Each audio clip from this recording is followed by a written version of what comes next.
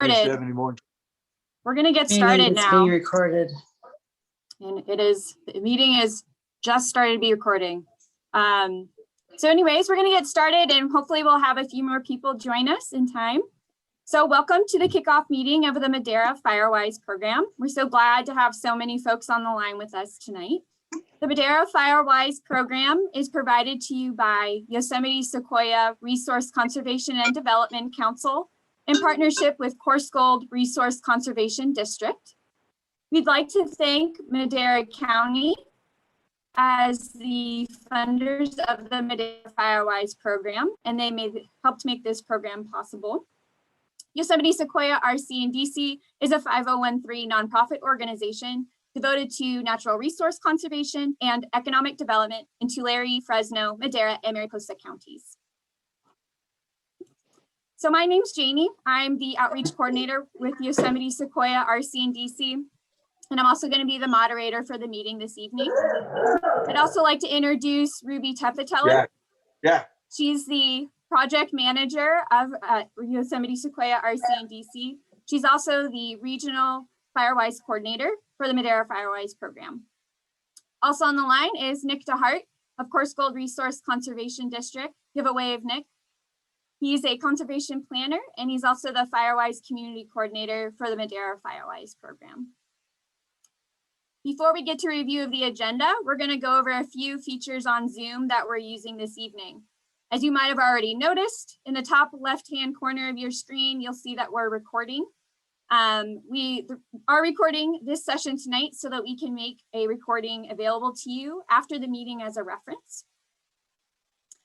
The next feature to mention is the microphone and camera button, which are on the bottom left-hand corner of your screen. We are asking that everyone keep themselves muted for the first part of the meeting tonight, but we definitely want to hear from you, and we'll have sections later on where we'll ask you to unmute yourself to ask questions or to participate in a discussion. To unmute yourself, since looks like everybody's on screen, you'll just need to click the microphone to unmute yourself. The next feature to mention is the chat box. So if you have questions or comments throughout the evening, please use the chat box and I will be moderating that. And during the question and answer session, we will bring up those questions and ask you to unmute yourself to ask your question to the group. You can find the chat box in the bottom center of your screen. During the question and answer section of the meeting, we'll also be opening up the floor to ask questions aloud using the raise hand feature. If you're not familiar with the raise hand feature, you click on the participant button on the bottom of your screen, and then there'll be a pop-up window that comes up, and you'll see that on the right-hand side of the slide I'm showing to you now. And then you'll go to the bottom of that pop-up window to the raise hand button where the red number 2 is, and you'll click that, and I'll see you have a raised hand. And then I'll ask you to unmute yourself and you can ask your question. The next feature to point out is the view settings. It's in the top right-hand corner. You click on that grid and then you can choose to either have the gallery view, which will show everybody that's on the line, or you can choose the speaker view, which will just show the person that's talking. The final feature is the leave button. We of course hope that you can stay for the full duration of the meeting, but understand that that you might need to leave early for some reason, in which case you could just click the leave button. Final few things to mention is please be comfortable tonight. Feel free to take personal breaks or to turn off your camera if you prefer. We also recognize that it might be dinner time for most of us, so feel free to have a beverage or a snack or your dinner. Just be sure you keep yourself muted while you're munching. And then finally, we ask that you use polite language and not to interrupt others when they're speaking. And please try to limit your questions and comments to 30 seconds. We want to hear from you, but we also have a lot of people on the line and want to make sure that everyone has time to ask their own question. We'll now take a quick look at the agenda for tonight. After this quick welcome, we'll have an opening statement from Supervisor Tom Wheeler from Madera County Board of Supervisors, District 5. We'll then have a program introduction from Nick and Ruby, who have already been introduced to you. We'll then hear some words from Sean Fairbanks, Battalion Chief, CAL FIRE NMU. We'll then hear from Ward Sutherland, the resident leader of the Timberview community. After that, we will have a tutorial and discussion of the NFPA portal process with Nick and Ruby. We'll then have the Q&A session where I'll remind you of the instructions of how you can unmute yourself and raise your hands to ask your questions. And then before we adjourn, we'll have a quick review of some easy steps we can take to prepare for the 2021 fire season. With no further ado, we now welcome Supervisor Wheeler. Thank you for being here tonight, Supervisor, and for everything you've done to help make this program possible. Yeah, well, it's been a long time coming. I've been trying to get it going for a lot of years. So it's really important to me to get more of our communities hardened so we can save them. I don't want no campfire stuff or anything like that. First thing, I just wanted to thank everybody for taking their time to be here. I know it's important that everybody has got everything they got going and everything else, and it's dinner time. In fact, when I get through talking, I'm going to put my dinner in front of me, eat, I'll mute it. But every once in a while I'm talking, you'll hear my dogs or something there. They go in and out of my office here. So if they interrupt, you know what it is. So, this COVID stuff it's crazy stuff. And we've had to do a lot of things. So this is my third today. I had 4 yesterday, Zoom meetings, and it's really crazy, but we got a good turnout tonight. It was 27 a while ago when Jamie first started. I don't know how many's here now, but we got to get open. And the way we're going to get open is I even myself went yesterday at the Mountain Christian Center over here in Oakhurst on Highway 49 behind True Value store and got tested, even though I've had both of my shots. Actually, it's a month right now since my second shot. And I still wear my mask. I still stay away from people. And it's very important that we keep doing that if we're going to get our businesses and our schools open. If you haven't got a shot yet, there's 3 different ways you can get on Madera Vax 888-777 and register. You can call 311 if you live in Madera County. You can get on our maderacounty.com website and get signed up. And we did get 1,600 Johnson & Johnson vaccines. We've got them already divvied out. I think the county kept 300 of them, but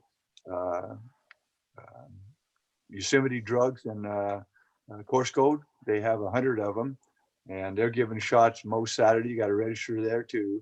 So let's keep safe, get our place over. We're really getting our numbers lower today. I was kind of disappointed. I think it's 34 cases in the last 24 hours. Yesterday was only 4, but we're getting close to that magic number of 10 that the state puts on us. It was 7.4. They raised it to 10 recently because of all the vaccines and stuff we've been getting out. And we've given out 39,000 vaccines in Madera County to 26,000 people, and that's only 16% of our population. So we need to keep getting more. We need to get that numbers down. If we can get that number down to 10, we can open up our schools and all of our businesses. So very important. So I'll get off my bandwagon on that. And Firewise, man, I tell you, I can't tell you how excited I am and all the great work that our team, the Yosemite Squaw RC&D team, has been doing to get this moving forward. I got the board to vote to take some money out of our Title III that we get from the federal government for doing stuff that's associated with the forest. And so that's how we're funding this. And we got money to do some projects. So don't think we're just having this just to be sitting here talking about it. We can get some projects going in some of these communities. We got the money to help clean them up. And there's lots of grants out there now, especially after the fires, tons of grants coming out. So we and our local partners, the state and especially the Forest Service, we need all to work together to get this moving forward. We feel that involving our community and the residents through this Firewise program, we can help take advantage of this funding opportunities that it will increase the pace and the scale of these projects in our area.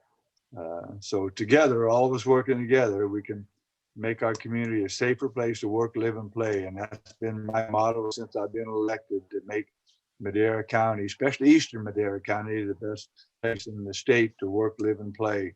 And I go to all these conferences, which we used to. We don't do no more, but we do anything online. I used to brag about Madera County being the biggest little county in the state of California. We've got the least amount of unemployment in Madera County than all the valley counties. We've got we lead the state in new building homes, both good and expensive and moderate homes. So that's been a good thing. So I love my county. Been here most of my life since 1958. So I guess that's most of my life.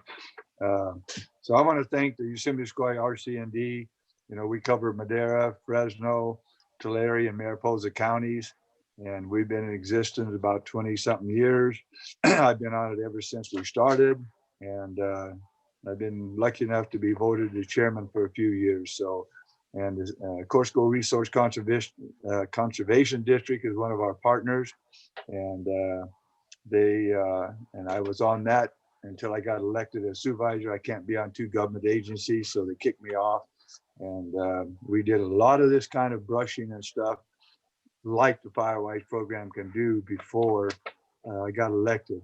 And then kind of funding died off and the board went and changed from 7 members to 5 members. But right now they're doing a heck of a good job and partnering with us and doing other projects. So, and if any of you is out here that's on here tonight wants to join any of our groups, we're open to new members all the time. So thank you guys, girls. I got in trouble for saying guys one time to a bunch of girls. So I want to take their picture of the job they were doing. We're not guys, we're girls, but you can't call us girls either. So thank everybody for being here, and let's get this operation going and welcome Nick DeHart to start talking about what we're going to be talking about. So thank you. One thing real quick, I forgot to mention. Oh, go ahead. My chief of staff, Bobby McCauley, he does one heck of a job, and if you guys can't get a hold of me, you can always call him. So he's been about 1.5 years now, and I tell you, you guys will be pleased with him. That's all I can say right now. Thank you. I'm muting myself. Thank you, Tom. Thank you so much. Okay, we're now going to move on to the program introduction with Nick and Ruby. Awesome. Yeah, I'm going to share my screen.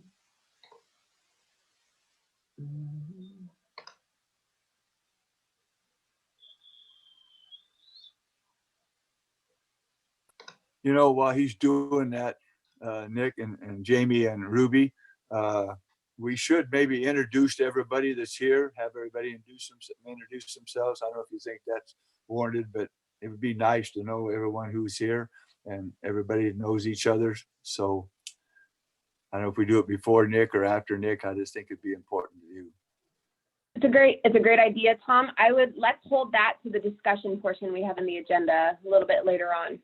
I'm going to have everybody and what community they're calling from today. Perfect. Definitely.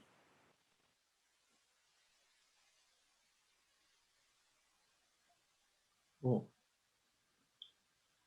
So, you guys ready? Are we still introducing? Or nope, you're ready to go, Nick. Okay, you can hear me okay? Yes. Okay, so let me know if it gets a little choppy, but awesome. Let's stop the video. So my name's Nick DeHart. I'm a local resident of the North Fork community. I'm working with our Corso Resource Conservation District, and we are partnering with Yosemite Sequoia Resource Conservation and Development Council to provide real solutions like Firewise directly to our community. So what is Firewise? It's a voluntary program, a community program put together by the National Fire Protection Association. So one of the objectives of Firewise communities is to create 3 home ignition zones or defensible spaces. that is that basically is looking at what are we at? Yeah, it's essentially one of the objectives of the Firewise is creating the 3 home ignition zones or defensible spaces. Scientific models have research clearly demonstrates that embers are the cause of about 60 to 90% of all homes being lost to wildfire. So let's go to the next slide and look at this here. Other causes of direct flame ignition and radiant heat are not as likely unless homes are very close in proximity, like we're talking like 30 feet. So note the differences in the immediate zone, intermediate zone, and extended zone in this diagram here. A community could begin with phasing projects to support defensible space. So starting small, beginning with addressing the immediate zone, or what we call the zero combustible zone, which is the 0 to 5 feet around that surrounds the home. Wooden attachments such as decks are included and are cleared out to the 5 feet. So if you could kind of look at that,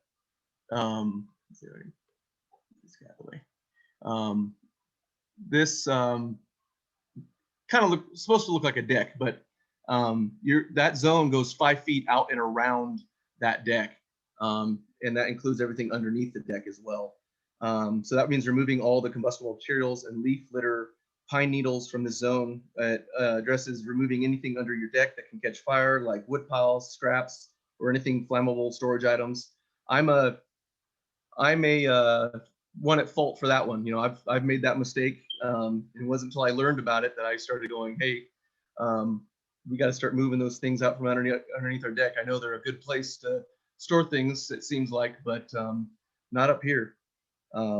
But the Firewise models a strategy for working outward on the property. So beginning with the home itself and then branching out to the rest of the landscape.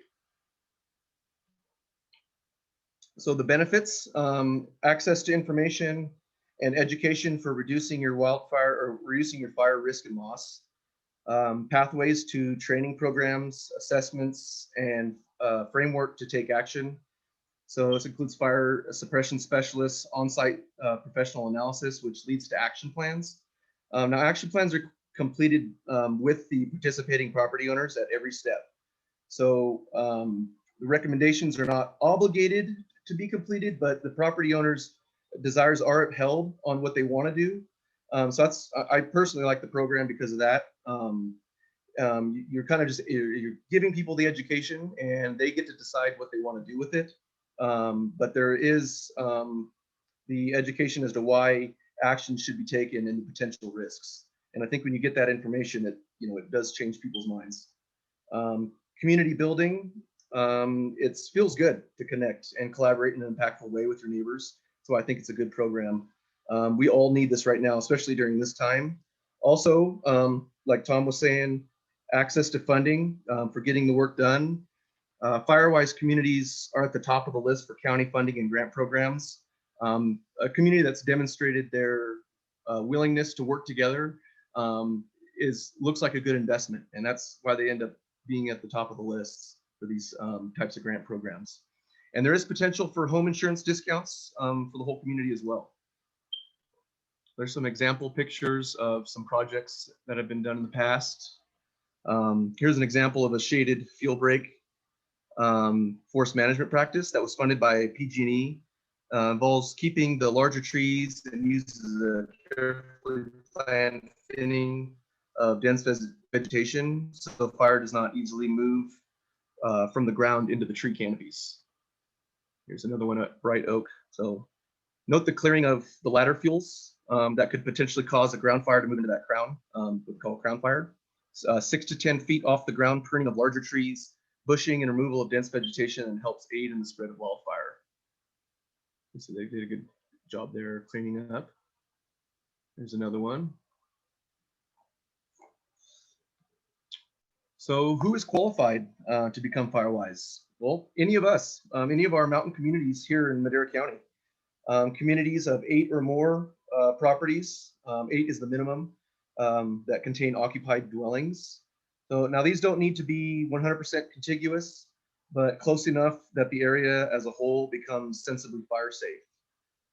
So close in proximity, they can't be miles apart.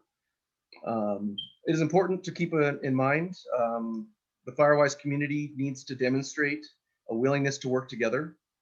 Things like community chipping days, helping elderly or disabled members, and overall coming together to achieve volunteer hours that works towards the community designed action plan. Well, I'd also like to add that these action plans are developed by the community members themselves in collaboration with other agencies such as CAL FIRE. The NFPA has tutorials that has a lot of information to help develop those action plans. So getting started, like any community type collaborative, you need to talk to your neighbors. Again, need at least 8, form a board or committee to create an alliance to get these things done and moving. Every community needs that spark plug. That's key. Having that, if it's one person who's just the one that gets everyone fired up, gets them going, the resident leader. I find the ones that are successful that stay with this are the ones that have a good spark plug, that know how to get people fired up and get people together. I'm available as well to help get the process going and to be a local liaison, as well as Ruby as well, to work together to becoming more fire safe during fire season. Yeah, let's work together. So when to get started? Yeah, the time is now. On the heels of the past fire season, we need to harden our homes and decrease our chances of losing our homes to wildfire. This program is a pathway to work together to do just that.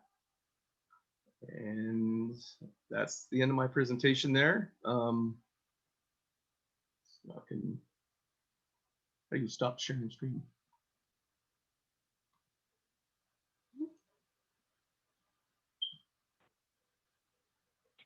Oh, I'm stuck. Thanks, Nick. You're welcome. There it is. Yeah, thanks for the overview and the presentation. I'm sure folks have a couple of questions already bubbling up. Please do just hang on to them, or feel free to throw them in the chat box if you feel like you might forget them. But I just wanted to snag the line for a second to paint a little bit of a bigger picture of our program and how it trickles down from the national to the county level to the community level with you all on the line. So as Nick had stated, I'm going to share my screen right here. The Firewise program is a national program. Oops, I zoomed in here. And you can actually get some more information on what exactly that means and what they're about if you go to the nfpa.org website. The NFPA is the National Fire Protection Association. They're a nonprofit. They've been around for a long time. They do everything from residential and commercial fire code development and publications to the Firewise USA program. If you go to their website and you get to the Firewise USA tab here on the left-hand side, you can get some of your own resources or do a little bit of homework on your own time to learn a little bit more about what their program offers. And how this relates to this county program that we are kicking off tonight, woohoo, is that Madera County has sponsored and partnered with Yosemite Sequoia to fund this program, and we're here to empower you all as volunteer community members to get your communities Firewise. It's a national recognition program with the NFPA. So there's a couple moving components here, but the basic process here is that you get your community members together, at least those 8 dwelling units that are within the vicinity. You put your heads together, you get some buy-in with your neighbors, and you start thinking about forming a subcommittee, working together to identify the hazards in your community, and working to address how you want to mitigate those hazards to reduce your risk of wildfire and ignition around your homes and in your community.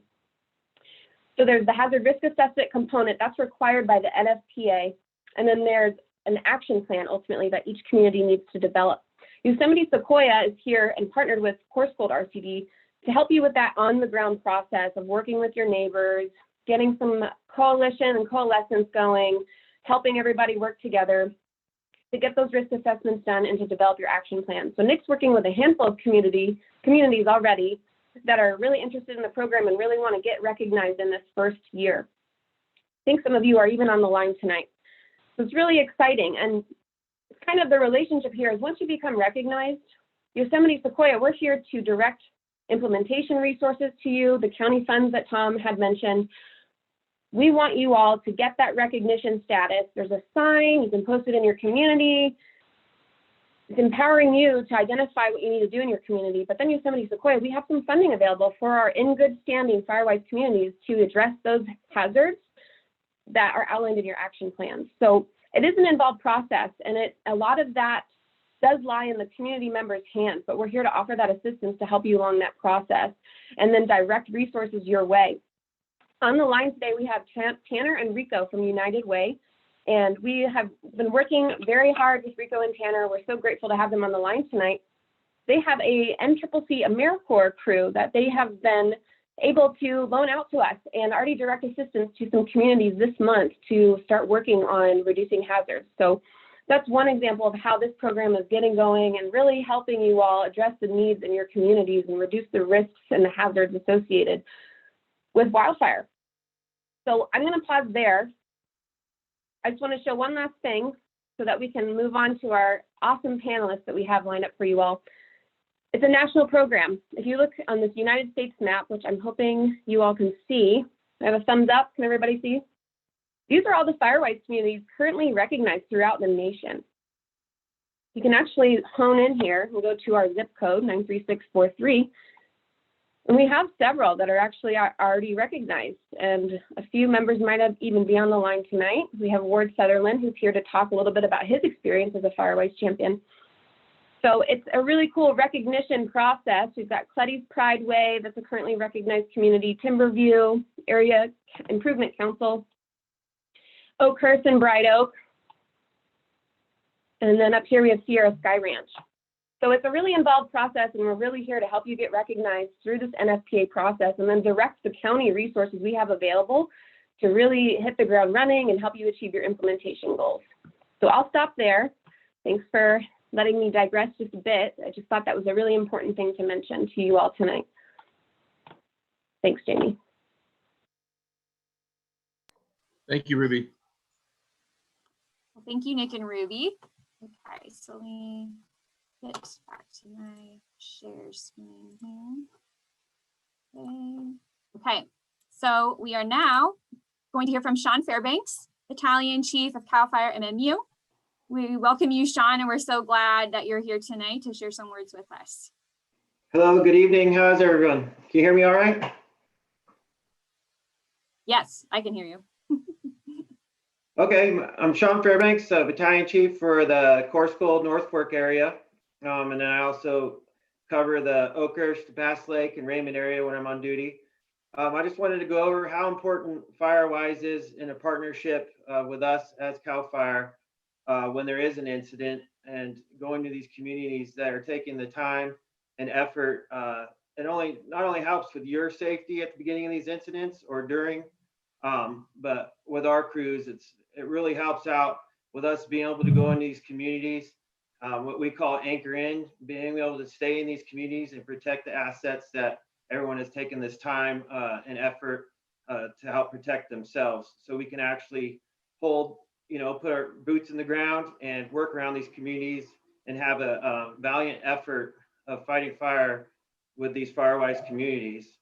So the benefit of it is, as you look around the mountain areas, we have a lot of residents. You'll have the one property that's just immaculate, it's been cleaned, people have taken the time. Remember, the 100 feet is just a minimum. We live with topography, with slope, canyons, all that stuff. So 100's a minimum. So as far as you can go on your property benefits us all. But you'll notice that one property is clear, and then the next one to it really hasn't taken any effort.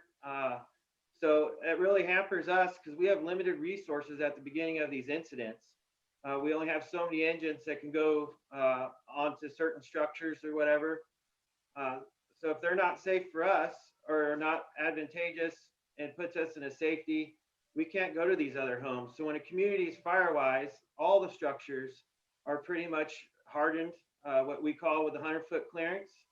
And we can take, like I said, again, a valiant effort, but our production rates going through these communities is huge. We can get around these communities a lot quicker. We've all just went through the bug kill a few years ago. Now we've had the huge wind event where all the trees came down.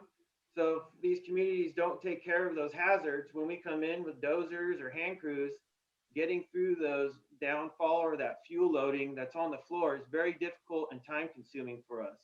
So when these communities get together and already have that stuff cleared up, when there is an incident, we can come in there and make a good stand and protect these communities, which again is very helpful to us, especially in a timely manner when we can clear these lines around these communities. The way we can help is at any time you can call any of our stations, myself. We can come out and walk with the communities, show you the hazards in your areas, give you tips of what would happen, maybe what a fire would do, fire behavior in that area, and how you could protect your community for the best outcome during an incident. For the Firewise, we also do a wildfire risk assessment with the Firewise group. So we would come out and just be a part of that, walking around again, showing some of the stuff on the structures that could be changed, the fuels, how you can remove the fuels. What we talk about a lot is the ladder fuel. Get rid of that brush, stuff that can get into the canopy. That down stuff I just talked about during the wind event, that stuff is all ember, just a bed to accept embers. And Nick said a lot of the stuff we lose houses from is a very small, just ember, getting into the eaves, getting into those gutters. You're not blowing the leaves off of the roof. You have now this bed for the embers to settle in and cause these fires. And we can only be in an area for so long. We have limited resources. That the fire goes through. We take care of those structures and we call it bump and run, and we go on to the next structures. And so those ones that have taken care of themselves, gotten rid of the, hardened their homes, have that fire resistive landscaping, have taken that, the gutter guards, they have all that stuff done. You really take out that potential of having something established on that home or in that home. And unfortunately, it's sad to say a lot of these fires we leave and you get those embers through the eaves, open eaves or the vents. And we come back and unfortunately we've lost some houses that way. And when you are evacuated, make sure that all your appliances are turned off. Take the time, because again, we're not around. PG&E establishes power again, and you leave some of those appliances on, we lose some houses that way too. But the Firewise and Ruby showed some areas that are involved with Firewise, and those communities just have a huge advantage if there is an incident in that area where we can go in and defend those homes and also provide for the public safety and ourselves. So I really support the program. Like I said, at any time you can reach out to any of us at stations or myself to how to get involved and support these programs. That's pretty much what I have on what we can do, if that helps her. Very helpful. Thank you, Sean, for all that information. And I encourage you all on the line tonight, if you haven't already connected with Nick, please do so. We'll share his contact information and mine at the end of this presentation today, or this meeting, I should say. Part of the program is helping you all coordinate, especially in this early process. It probably feels a bit overwhelming. It's like, how do I start? How do I engage with my neighbors? That's a lot of work. We're here to help you get that process started, link you with the resources and the people you need to really meet those initial startup requirements and getting recognized through the NFPA and helping us direct county funded resources to you, volunteer resources to you, educational resources to you. So thanks, Sean. We'll hold questions to the end. Let's move on to Ward with the Timberview Firewise community. Ward, take it away. Oh, you're still muted, Ward.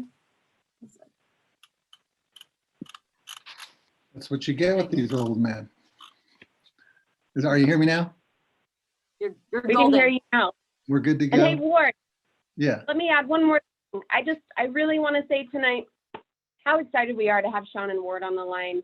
Ward has been a really active resident leader for his Firewise community for many years. They've gotten a lot of work done. They've applied for grants as they've incorporated as a nonprofit council in their community. It's really impressive work. So without further ado, Ward, our resident leader and Firewise champion of the Timberview Fire community. Yeah. We might thanks, otherwise Ruby. call him the spark plug, as Nick said. So Yeah, thanks, guys. Yeah, I'm going to address the half a dozen questions that Jamie kind of put forward, so I can keep it to 10 minutes. I'll keep it pretty simple. But she first wanted to know what drew us into the Firewise program. Well, there wasn't a lot of the initiative that there is that we're doing like tonight. But in 2010, a local friend and neighbor who was a former Cal Fire battalion chief was talking to us about Firewise and was telling us about the advantage that it would be to our community. We're 325 acres, 60 some parcels, but we're a forested community and we're surrounded on 3 sides by national forests. So our exposure is pretty eminent. So we looked into the program, and then a group of spark plugs of interested neighbors decided to take the plunge, and it was a good decision. Just to make it simple, what we did at the time, because we had these people that were committed, we followed the process. We made contact with a liaison who was a Cal Fire forester, helped us with our risk assessment, and we developed an action plan. We organized an event, which was a chipping day, and we quantified the results and applied for certification. It's really that simple if you have people that are committed to what you want to do, the process. The other thing Jamie was interested about was what was the most challenging part about the certification. Basically, the most challenging aspect of the process is putting together a board of members that are willing to take the lead, to get the neighborhood to know what you're doing, what you're trying to do, and how their involvement is going to be essential to making it happen. So we just planned a neighborhood meeting, and to have a little more impact, we invited 2 Cal Fire representatives, and we had 2 retired fire chiefs that were local neighbors. And they really helped explain the severity of our situation. They also did a great job of talking to us about how to harden our homes and what we need to do to be a safer community. It was at that time that we created our annual chipping day that we've done every year except 2020, of course, with good old COVID. The application and the process, the certification, it does take time and it does take commitment, but it's pretty straightforward. And if you get a liaison that's willing to help you, and I would also suggest maybe getting a copy of the Community Wildfire Protection Plan to help you understand your risks and help you maybe with an action plan. The next couple kind of went together. She wanted to know the most rewarding thing about being part of a Firewise community and about getting the neighbors involved in the Firewise program. I have to say it's been a great opportunity not only to make a difference through fuel reduction projects, but it's a great way to just keep neighbors connected and involved in fire safe practices. We have an email list that we can send out information, talk about successes if we need help for involvement. We have a bulletin board at the beginning of our subdivision where we can post information. We also have a collection box for in-kind forms so that as the residents do work on their own place or pay to have work done, they can put those forms in there, and that's important to keeping our status as a Firewise organization going. And it also is a big help when we have grants that have requirements of matching funds. But it's the community really sees the importance of what we do because they've seen the difference that the projects that we've done have made to the community. And we're in need of the community help as well. Since we are a nonprofit, we do have certain expenses throughout the year for few fees that we do. We have accounting fees, we have insurance fees. So it's important that they help with donations to keep us supported. So it kind of works both ways. And as was mentioned before, they understand that it's an advantage to some of our members who get reduction in insurance rates for the fact that we're a recognized Firewise community. So they don't want to see that go away in any way. The next one was, what would you say to someone who's hesitant to commit to the Firewise application process? The key word is commitment, because it takes a continual push for involvement that's necessary to keep your programs going. As far as commitment, with the recent fires that we've had and the events going on, and I know there's a few folks on this call that were even evacuated in the past few months, it really doesn't seem that it should be that hard to get someone to commit to this process. Like I said, it just, you follow the program and it leads you on the right way. For me, a commitment to this application process is really just an investment in your health and financial future, and for all those involved. The last thing I'll talk about is our experience with grant funding. Our efforts to obtain grants in support of making us a more fire safe community has really been fruitful. Our first grant that we got in the first couple years, we were able to develop 2 designated water storage tanks with wells and generators. Then we kind of laid off a couple years in the grant application process because we were doing some of our own projects. But then we started to get aggressive starting about 5 years ago. First, we obtained a CAL FIRE grant that was used to remove about 375 tons of hazardous fuel from the ground. And as Sean was saying, they like to see that stuff off the ground, these log decks. Then with the help of the California Fire Safe Council, and they're a great group to get along with too, we were subawarded 2 federal grants, and we were able to remove another 550 tons of fuel on the ground. Most of that was log decks from beetle die-off. And in cooperation with the YSRC, we've had 3 subawards that allowed us to clear a mile of roadside and emergency access roads. Huge help there. And along with the grant funding, our community has added over $80,000 of in-kind contribution towards our safety and preparedness. And the grants that we get, these are projects that people just couldn't do on their own. It's just really expensive. Between our grants and our in-kind, we've probably gone through over $250,000 to get work done. So we're presently working with Ruby on a grant opportunity, and we will be applying for the CAL FIRE grants. Sean just opened up this month, I believe, and so we'll be looking towards that.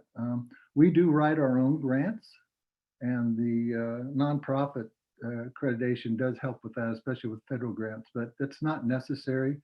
And if you just don't feel comfortable doing that yourself, you can go through fiscal sponsorship.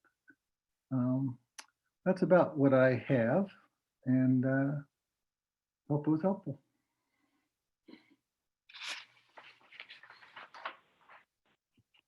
Thank you, Ward, and thank you, Sean. And I just wanted to piggyback on a few things that Ward had mentioned. One, tons of fuels removed. That's amazing. That's the kind of work ultimately we all want to be doing. It is a process, as Ward had discussed, and just takes time to really get your community up and gathered and get your subcommittee and get the buy-in and the trust and the networking with your neighbors. But ultimately, we do have opportunities available for fiscal sponsorship if there's a grant opportunity your community is interested in. What we'd really like to do with this program as well is get these interested Firewise communities to a place where they're nationally recognized, they have their action plans in place. We can pull out that information of the objectives outlined in those action plans and help use that information to write bigger grants on a larger scale, like a CAL FIRE fire prevention grant, or a a California Fire Safe Council grant opportunity, for example. There's a lot of different opportunities out there, and it wouldn't be possible without partnerships. This is all happening at a community-based level. It's working with Course Gold RCD to really help you through the process. It's identifying your needs and where we can fill gaps to get some immediate assistance directed to you all. And it's when as we work our way up and really build the foundation within your communities and the program, getting those project ideas into a larger grant application. So there is a process there and there is a vision ahead, but it does start with the community and it starts with your neighbors and it starts with having a conversation. And I will also say that we do have educational materials and handouts available. Please reach out to Nick. We can get those to you for distribution.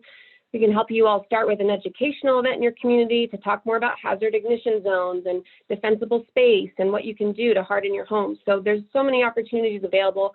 We can't cover it all tonight, but we're so happy you're here just to really get a general scrape and grasp of what this program is all about. So thank you, Warden Sean. I'm going to stop stealing the mic, I swear. And now we're going to open up the line for questions. We would like to hear who all is on the line tonight. I think we're pretty good on time, but let's start with, if everybody on the computer could just drop in the chat box who you are, what your name is, and what community you're calling in from tonight. We'd love to hear from you. It would be great to go through the line, but I'm not sure we'll have enough time tonight. If you have questions, please raise your hands or drop them in the chat as well. Jamie, I'll let you take it away for the moderator and facilitator this evening. Okay, looks like we have a raised hand from Tanner. So go ahead, Tanner, unmute yourself and ask away. Good evening, everyone. My name is Tanner Michelson. I'm serving currently with United Way of Fresno and Madera County through AmeriCorps Volunteer Infrastructure Program, working on their disaster response and emergency preparedness. I don't really have a question, but like Ruby mentioned, we do have an NCCC team of AmeriCorps who are here for the next couple of weeks, and they're volunteering, helping with this Firewise program. Like Ruby mentioned, they were in Madera yesterday, and they're on Peterson Road today up in Shaver, working with some homeowners there, doing fire prevention work. And so if your community needs assistance or needs volunteers to help do this work, please reach out and let us know. We've also been working with the Creek Fire Recovery Collaborative, which is a long-term recovery group that's been working with survivors. And so if you've been impacted by the Creek Fire, please also reach out for assistance.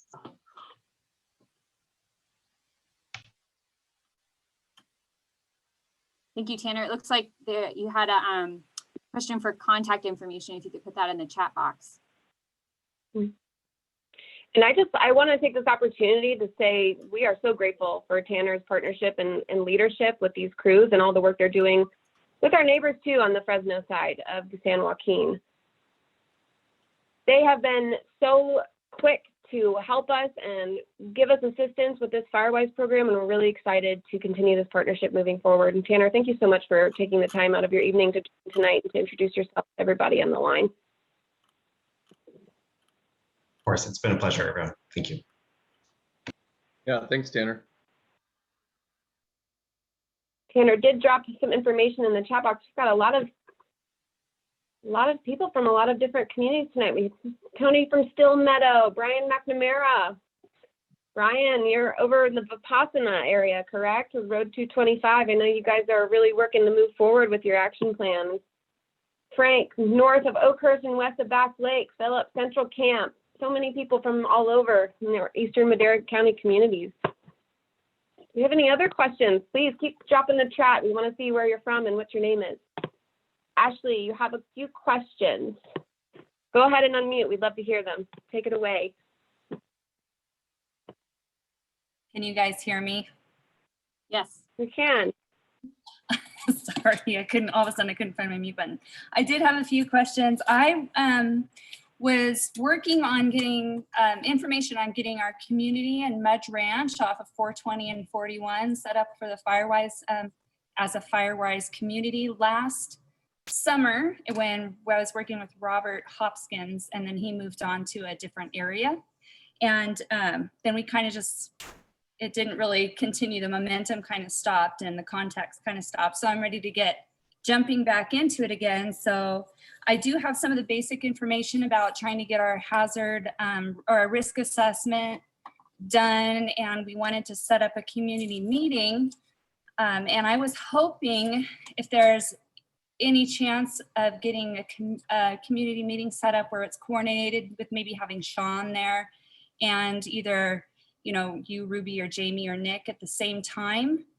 And so we have the feedback from both sides and maybe trying to like invite Sean a little early to the community so we could do some hazard risk assessments with us, and then have everyone come back to talk about with Nick or Ruby or Jamie about getting started. And what I think in our community, when we're talking about it, what people are confused about is, well, if you want me to move forward with this program, what is it going to cost me? And what are the basic needs for us to qualify? And how are we going to afford to meet those needs with like some of our elderly, community that doesn't necessarily have the funds to get the clearing done, which of course moves us into the grants, but then we have to get certified to get the grants first. So if anyone could give us a little leeway on that as far as getting a meeting set up, and also maybe address that question of how far do we have to get before we're certified as a community? Yeah, I think you came, yeah, go ahead. Go ahead, Ruby. No, I want you to definitely chime in here, Nick, but I just wanted to start first with Ashley. These are great questions. Thank you for voicing them tonight. Your first question was helping you get a community educational event going. Absolutely. Reach out to Nick. He'll be your contact. We'll work together to get all the folks together that need to be there and educate your community and talk about the program and get everybody involved. As far as requirements go, that's also something Nick can help you all with and break it down. I will say, surprisingly, they're not that extensive with the Firewise USA portal requirements and recognition process. It's actually very attainable. It doesn't cost communities anything to participate except their volunteer time. They can contribute cash donations to work towards their goals every year, but in order to get recognized, there's really four main components. The first component is a time expense investment, is what the Firewise USA program calls it. It's also like Match, if anybody's familiar with that. It's essentially you take the time to do some work around your community and make it safer, do some defensible space, clear out your gutters, rake your yard. If you're savvy with a chainsaw, maybe you're limbing or you're felling a tree. Wear your chaps and your eye pro and your gloves. But really, the time expense investment, it's $1 per dwelling unit in your Firewise community. That is very easy to accomplish. If you have 8 houses in your community, really, you only need to generate like $8 worth. Now, we obviously want you to be really putting forth the effort and making the contributions, and really it's so easy to maintain that and go above and beyond and make your community safer. But that's really the first requirement. The second requirement is to have some sort of outreach or educational event, discussion, meeting, like what you had mentioned, Ashley, to educate your community on the Firewise program, or as you get more involved, it could be more on hazard risk reduction efforts or defensible space measures. There's all sorts of different ways you can educate your community to help them with their Firewise efforts and to fulfill that requirement. And then there's also forming the subcommittee, getting your risk assessment done, forming your action plan.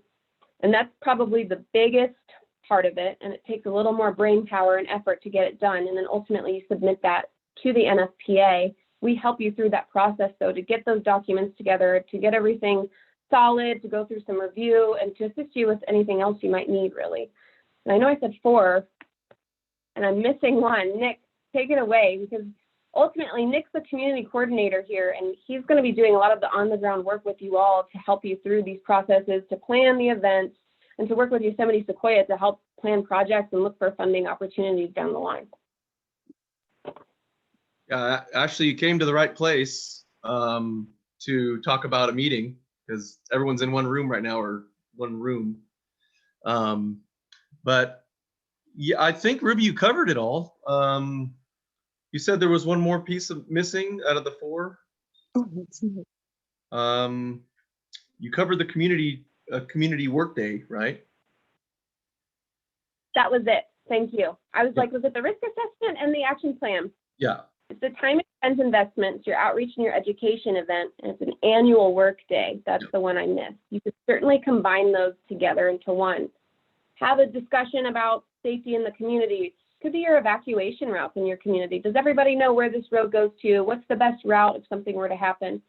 And then you could go in and break out and do a couple hours of work, help your neighbors get some ladder fields removed, rake the leaves. If you weed whack, that counts as a time investment requirement for the program to become recognized. So it's those three things, and then it's the risk assessment and the action plan to really get you into the program and to become nationally recognized and in good standing, as the NFPA coins it. Right. Yeah. Thank you very much, you guys. That helps out, and hopefully we'll be reaching out, and hopefully we can coordinate a meeting with a few people and, you know, kill a few birds with one stone. Yeah. Yeah. And also I'd like to note that even during COVID and the pandemic, we can still do our community work days safely. So it's the documentation that if you guys all just want to work on your own properties on the same day, and you just document what work you're doing, and that counts as a work day as well. So you don't have to get together in a group setting. You can do individually on your own properties, especially during the pandemic. So just wanted to point that out. All right, Julie, I see your raised hand. Go ahead. There's another piece to Ashley's questions. Hi, Ashley, by the way. Hi. You are not required to get a nonprofit status to get that grant funding. That's what Yosemite Sequoia and Coarse Gold Resource Conservation District are here to help you with. We can apply for grants. We already have grants in our system that could apply. We have other programs to help you get funding to do the bigger projects, or to help the elderly or the disabled or someone who's just not able to get the work done themselves. So that's where we come into play with this, besides helping you with your action plan and organizing your community. We will do our best and to get the right program to fit your community and the individuals within your community. That's it. Great, Julie. Thank you. And in case some folks didn't see it in the chat, Julie is the Executive Director of Coarse Gold Resource Conservation District, our CRCD partners for the program. So I see there's two questions from Philip. Philip, do you want to unmute yourself and ask your questions? Sure, can you hear me? Yes. So I'm assuming some sort of liability insurance is needed in order to conduct the work as a group on other people's properties. If that's the case, the people that already have this set up and running, what are you guys doing for liability insurance, and who covers the cost of that?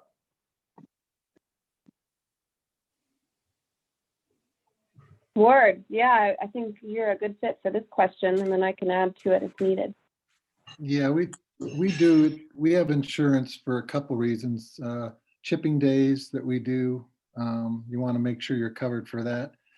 And even as our organization, we are a nonprofit, so we actually have liability for our board members, because things can happen when you've got enough neighbors involved. Sure. But yeah, we run about $1,200 a year for a policy that covers all that. So that's why it's important. We just sent out a newsletter. I sent it to Ruby, I think, to look at, and asking the neighborhood to help us out because we were getting a little low on funds. And in the first week, we got $1,250 back. And that's not too hard to do when people are seeing thousands of work being done on their properties. So, you know, one hand washes the other sometimes when it comes to that. But yeah, we do. Some organizations don't worry about it. We happen to worry about it, so we carry insurance. Thank you.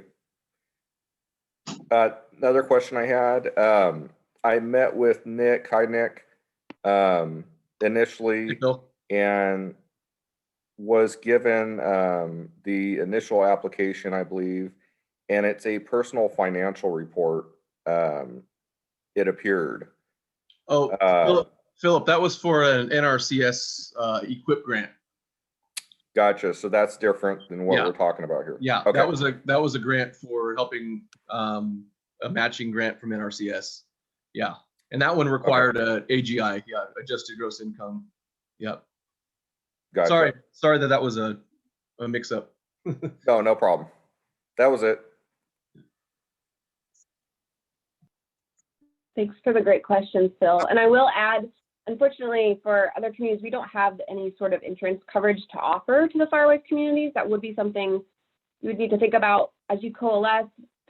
Homeowners insurance, things like that might cover some of the work. As far as we direct assistance, such as volunteer members or contractors, they would obviously have coverage for that sort of work being done on your properties. Ward, another.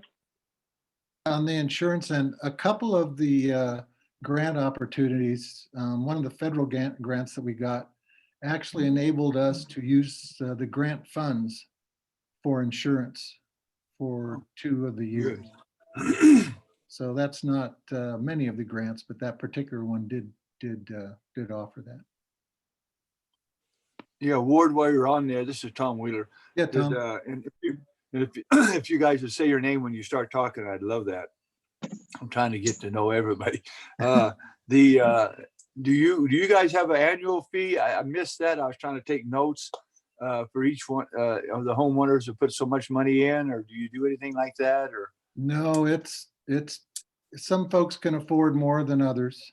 Some Right, can't yeah. afford much at all. So we have a pretty good base. We have 60 some parcels with 55 homeowners here. And that we're helps, not- yeah. and some of the folks are capable of doing a pretty good job. And I want to let you know, Tom, I've never forgiven you for the log jamboree where you made me cut my hat in half. Oh, that's right. I blindfolded him, folks, so he Yes, didn't know you did. He didn't know he was cutting it in half till it was already over.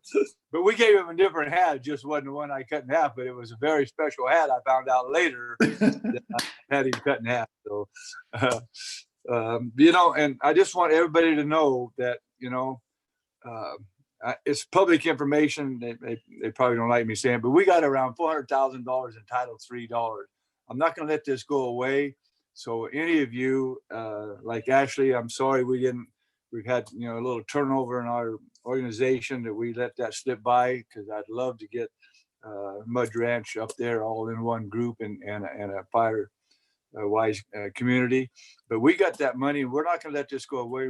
And I know the board has really been backing me on this. When I asked for that $50,000 to start this, there wasn't even a hesitation. And so we've got it for doing projects. And I don't know if we could do the insurance if the community could not get it by some chance. We could use it for that or not, but I can find out. But I really want this to be working. And Timberview up there is a prime example of how it works. And these things are all over the nation. This is just not a local deal, a California deal. This is a thing that really can help our communities so we don't have those disasters. Thank you. And thank you, Ward, so much. And I'm sorry about your hat again.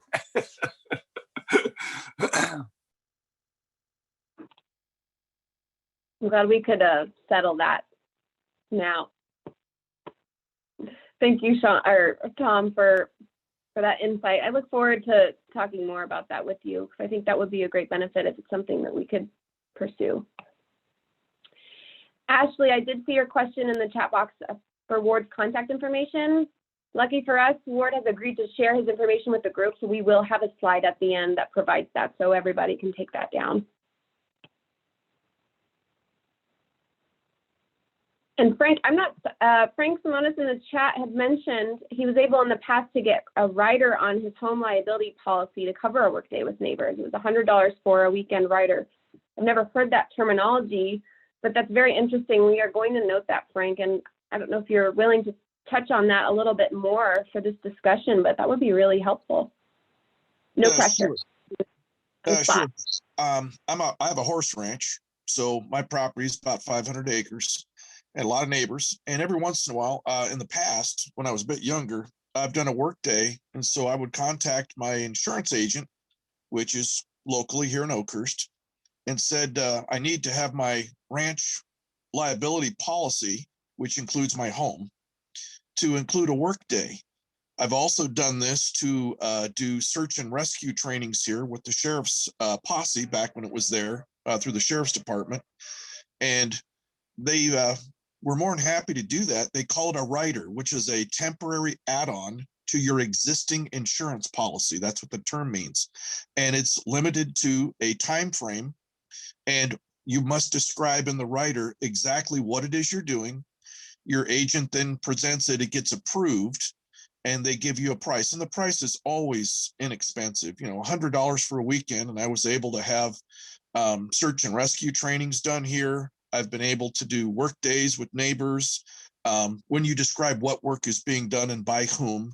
And that would mean saying no minors would be doing the work, for example, on my riders, kind of a thing.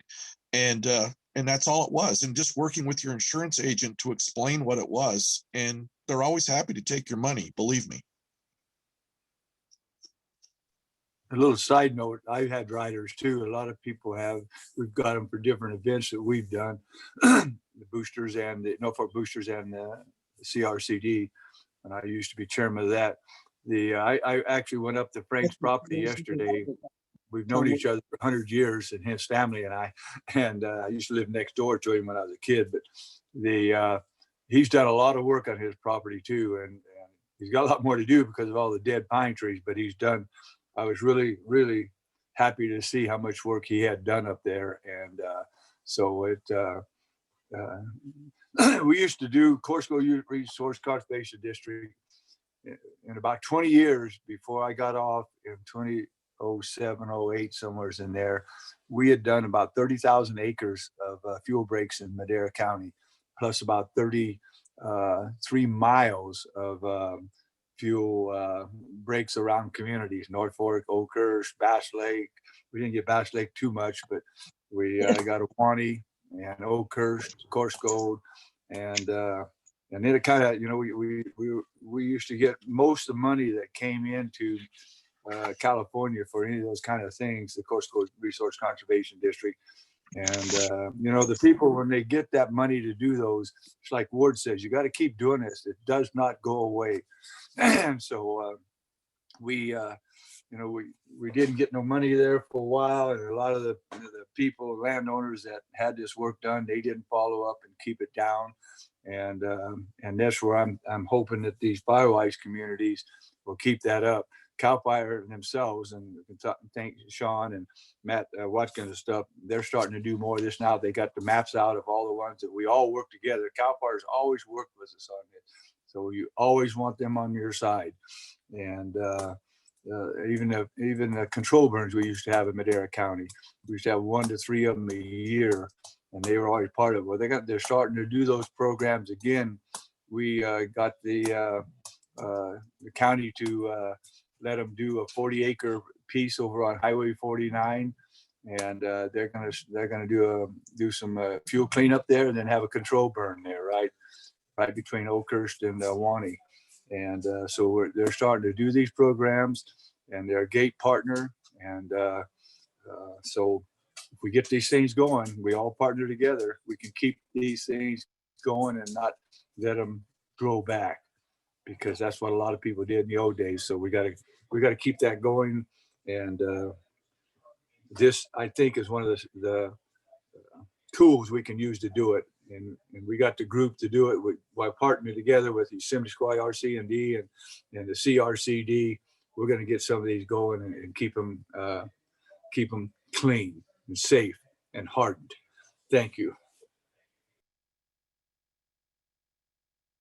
Thank you, Tom, and thank you, Frank. Got that written down, insurance rider. Thank you for the mini lesson. Good to know. Anybody else have any questions? Now is the time. We've got about 5 more minutes before Jamie takes it away and talks a little bit about getting prepared for the fire season ahead this year. And now's the time. Please don't be shy. But maybe it's a good thing. We've covered a lot tonight. I know there's a lot of information to digest as well. So. Hi, Ruby. Ashley. Oh, Don and Carol. Hi there.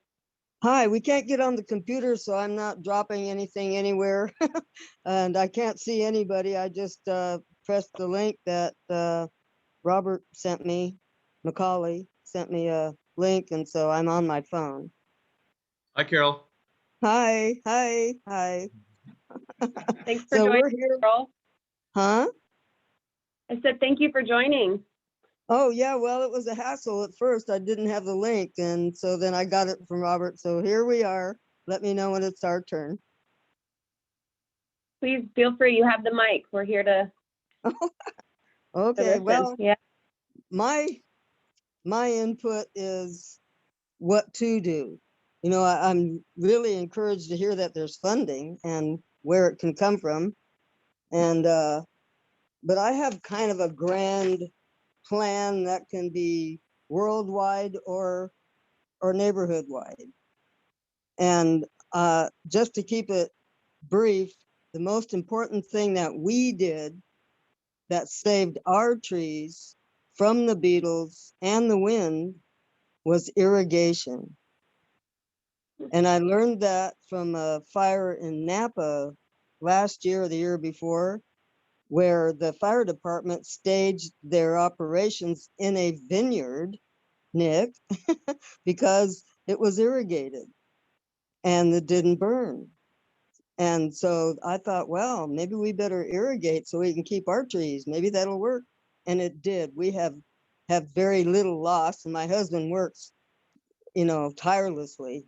I mean, he wore one of his fingers out trimming the low branches that could touch the ground. We get it weed whacked professionally every year.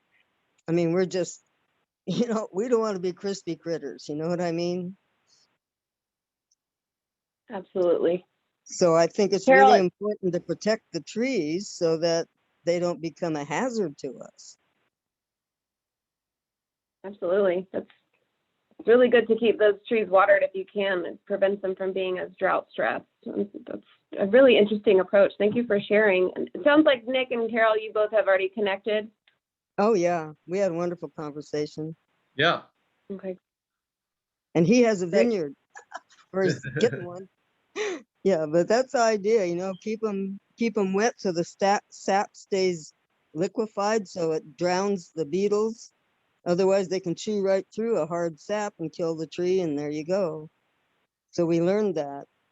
And then we learned from the pocket fire that the log in the road is what caused the problem up there.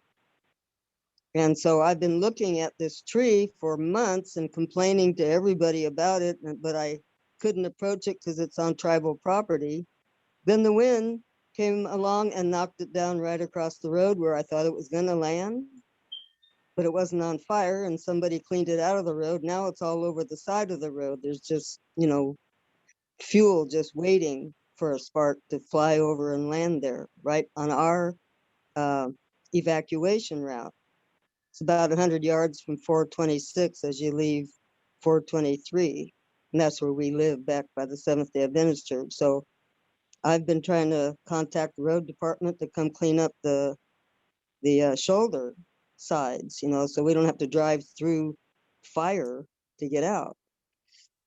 And then, I'm sorry, go ahead. Carol, this is Tom again. We've got miles of roads like that, and we've been working with CAL FIRE and our road department to figure out how we can get some money. You know, we spent about $5 million cleaning the dead trees up, you know, up to about a year and a half ago, along all of our mountain roads. And we're working right now, even with the Forest Service, because a lot of our roads do go through forested, you know, properties. And if you drive up 426, 274, I don't care where you drive, the sides of the roads are, you know, stacked with dead trees, down trees. They're not, a bunch of them are still green because a lot of green trees fell. But we're trying to find money so that we can do that. We know they're out there, and it's been a booger, but we're working on that as we speak. So yeah, there's about 50 families back here. We took a grand tour ourselves. There used to be 3 escape routes, but I guess they got dozed for some reason, and we can't get out of here except on that 423 to 426 exit. And the Seventh-day Adventist Church is there, so we can't drive around anything because there's a fence around the playground, and we Right. can't approach the tribal people that have the reservation right there either, because I've been warned that that's not a wise thing to do. So we need to communicate with them, I think. Yeah, that's no problem. That, you know, they just had some trouble with the county years ago. They actually blocked the road, but that hasn't been, you know, a problem for quite a while. So we can work on that. We meet with them quite often, the tribe. So if that, I didn't know there was a road there. Wasn't. I just drove on 423 Monday, I think it was, and I seen it. That wasn't the only place. There's all kinds of them going up the road. So that's trees are down. But we are trying to figure out how we can get some money to do that.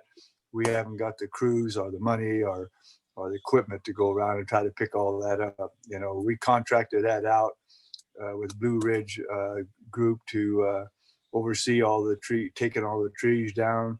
And then this happens, which is probably not as much, but it's close to it.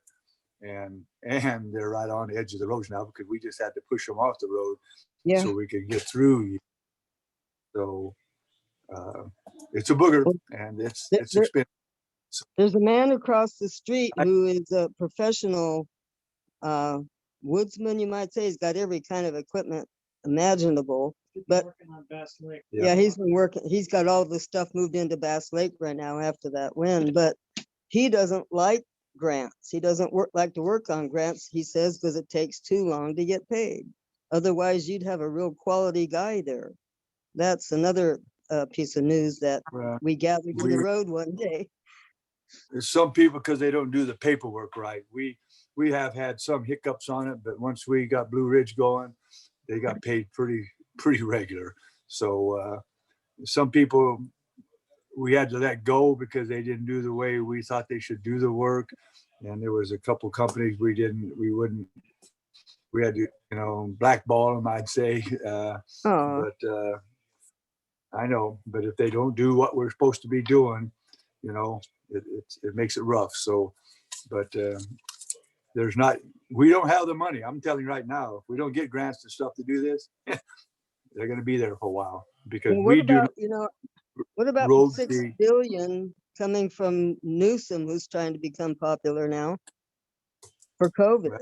Where'd that money all of a sudden come from? Well, you can use that COVID money for certain things. You can't just use it for anything you want to. And we haven't got it yet, but when we get it, we'll see from the feds and from the state. But, you know, I don't know. You can't say, and I can't say, and nobody can tell us exactly what those COVID dollars could be used for. A lot of I wouldn't suggest to do that.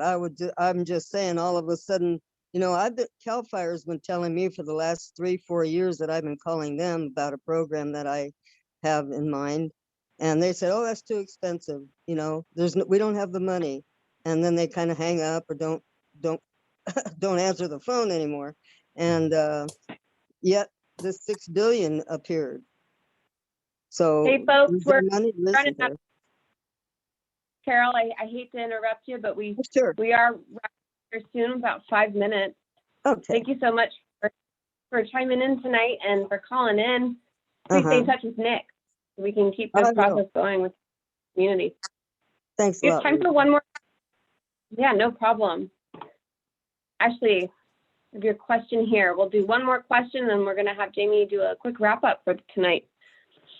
Yeah, my question really quickly is if we start with our community and we have 10 homes that are, or, you know, I guess your minimum was 8. If we have that 8 to 10 homes started and we get our community certified, if we are growing, some other homes want to be certified within our community, how difficult is that process? Do we have to refile all sorts of paperwork to get new homes involved, or is it they want the discount too if they want to work? Because my thing is, I think we can get people moving on this if you can push I'm not going to burn down and I'm going to get a discount on my insurance and my neighborhoods are going to help, or my neighbors will help me through this process.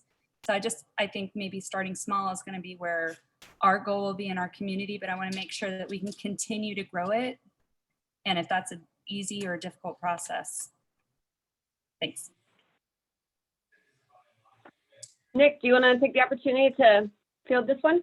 Yeah, Ashley, so I think that's a great idea to start small. You don't have to reapply, but I encourage you to do as much as you can. I mean, don't purposely do small. Sometimes you have to do small because people aren't on board yet. That's where you get that committee formed, and you start, part of your action plan for that would be to expand your outreach, and to educate people on what you're doing, and giving them a more clear picture. And the action plan, I find, is also an advertising piece. It's a nice little testimonial to say, look at this work that we've assessed our home's risk. You can throw people who maybe not even on board. You could put them in the risk assessment, because it's the whole community that you're looking at. And I wouldn't use, if you don't have everyone on board, I wouldn't use that as a reason not to do it. But if 8 to 10 is all you can get right now, great. Get certified, and you're not going to have to reapply or anything. The committee will add them in. Hey, Nick, when we were working with Robert before, he did say we mapped out our community with interest through Mudge Ranch, and we had, I believe it was 75 homes within our community that we were looking at to call, Mudge Ranch Firewise area. And just quickly, if we have a couple homes, do these homes all need to be in contact to be part? I mean, if we have a resistant neighbor kind of like right in the middle, I'm just trying to get a clear idea. It needs to be, they can't be miles apart. Half mile, I think, is a little too far, obviously, but it's got to be sensibly close that it's going to make the whole area safer. So that it is not required that they are butting up against each other. It's nice. I think that's would be a goal, but if it's a little bit of a checkerboard, as the program develops, again, the action plan formed, you see people coming together in your community, that checkerboard starts becoming a more solid quilt. So, yeah. Thank you. Mm-hmm.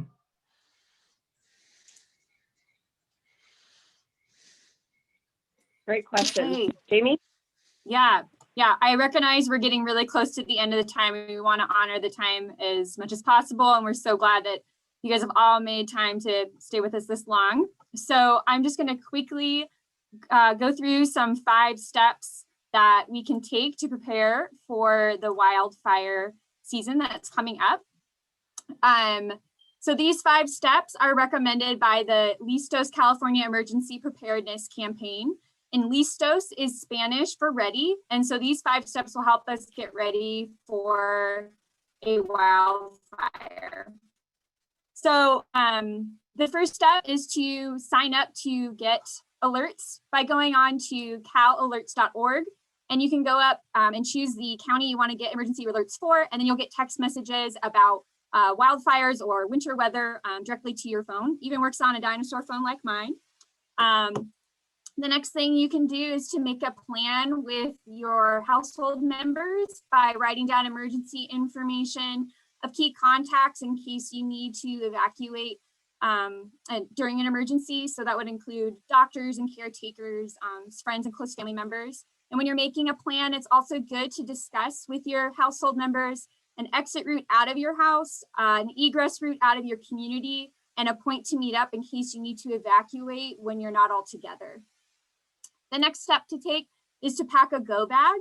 The idea of this go bag is to have something packed in your house that if you need to evacuate quickly during a wildfire, all you have to do is grab the bag and get out. So some things to put in this bag would include non-perishable food, water bottles, a flashlight with batteries. There's some things that you'll have to pack as you leave because you use them every day. So it's good to have a list near your door of these pack as you leave items, which would include your phone and phone charger, and of course your wallet and keys. The next step to take is to pack a stay box. In some cases, you won't, in an emergency, you'll not be advised to leave your house. So it's good to have a stockpile of essential items to cover you and your household members for up to 3 days. So things put in that box include water bottles, non-perishable food, trash bags, and a flashlight and key medicines. The 5th step to take is to talk to others about if they might need extra assistance from you during an emergency, or if you might need extra assistance from them during emergency. And the other way we can help each other prepare for emergencies like wildfires is to share these 5 steps. Now, I know I've just breezed through these 5 steps really quickly, but don't worry. I'm going to be following up with you with more detailed information on these 5 steps, including a more detailed list on what to put in your go bag or stay box, along with other disaster preparedness materials. In addition with that, I'll be following up with an email that will have a link to a survey about this meeting, but Ruby's also put it into the chat box. Please do fill out that survey because we want to know your thoughts on this meeting, and we also want to know how to best support your Firewise efforts this year. And also stay tuned for program announcements and a forthcoming newsletter. And in the meantime, please visit both Yosemite Sequoia's and Coarse Gold Resource Conservation District's websites. And with that, we thank you so much for coming. And here's our contact information. Please be in touch with additional questions. And again, I'll be following up with email with more materials and including a link to this meeting as well.